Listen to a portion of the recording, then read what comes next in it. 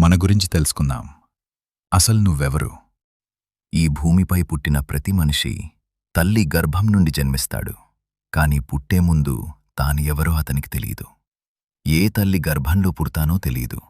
స్త్రీగా పుడతానా, పురుషుడిగా పుడతానా తెలీదు. ఏ దేశం, ఏ ఊరు, ఏ కులం, ఏ మతం ఏమీ తెలీదు. అతనొక ఖాళీ జ్ఞాపకంతో జన్మిస్తాడు.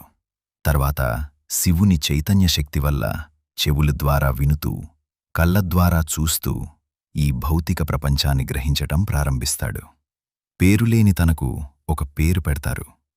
కులం లేని తనకు కులమిస్తారు. మతం లేని తనకు మతం నేర్పుతారు. భాష తెలియని తనకు భాష నేర్పుతారు. ఇవి అన్నీ మొదటట అతనివి కావు.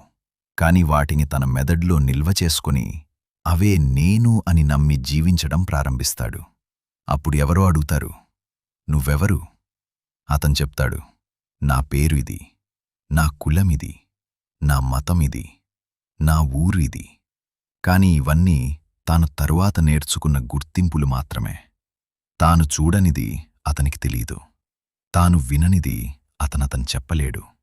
తాను నేర్చుకున్న భాషలోనే ఆలోచిస్తాడు. తెలియని భాషలో తన మనసులో కూడా మాట్లాడలేడు. అయితే నిజంగా అతనెవరు?